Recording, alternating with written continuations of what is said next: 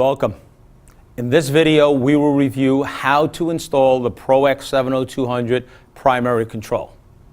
This is part of a series of short training videos on the ProX 70200 aimed at showing you the simple setup and operation of its easy-to-use features. In this video, we will show you how to install the ProX primary onto any oil burner.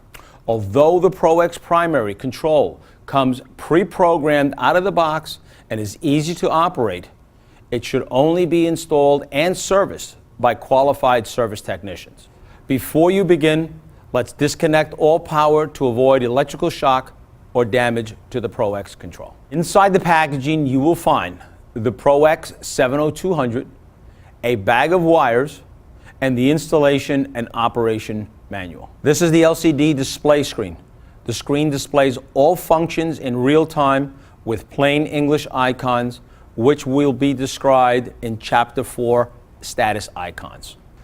The buttons below the display are used to change setup and view information. These will be described in Chapter 3, Startup Sequence and Operation.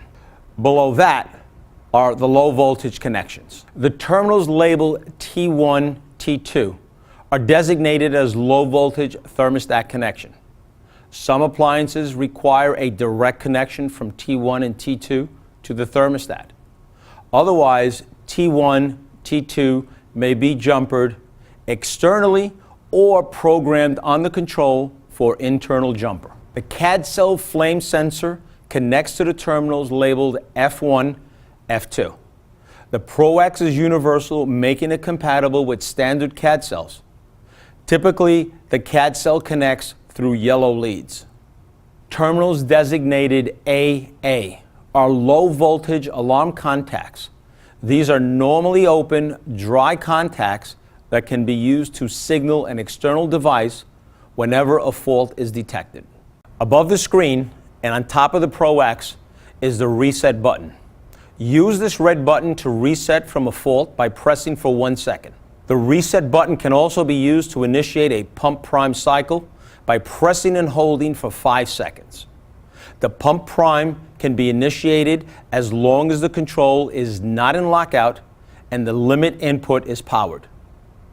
Pump prime can run for as long as 2 minutes or until the flame is established. The reset button is also used to take the control out of latch-up. If a latch-up occurs, press and hold the reset button for 30 seconds to return to normal operation. Turning the unit upside down, these are your color-coded Quick Connect terminals. Each lug is fully color-coded and labeled for quick identification and ease of use. There are 5 L2 lugs in white that allow you to connect all neutrals directly to the ProX. You can still connect through a pigtail connection and wire nut if you choose.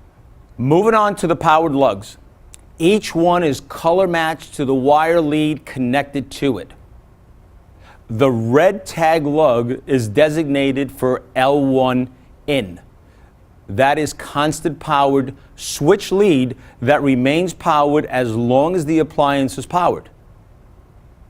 The 2 black color-coded terminals next to that are L1 out. These are 110 volt outputs for a line heater and a block vent switch, if used. The brown lug, vent in, if used, is the 110 volt returning from the vent switch. If using the block vent switch feature, this terminal remains powered during normal operation. The blocked vent option on the ProX allows for a safe shutdown in case of a blocked or obstructed chimney. A separate switch or thermal switch is required. The next lug is color-coded in black, limit in. That is for power feed from the appliance limits.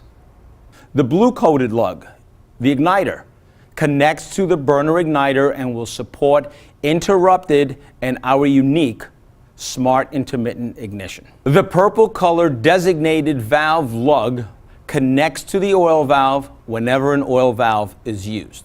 The motor lug is orange and connects directly to the motor. A maximum load of 10 amps is allowed. Let's move on to the next chapter.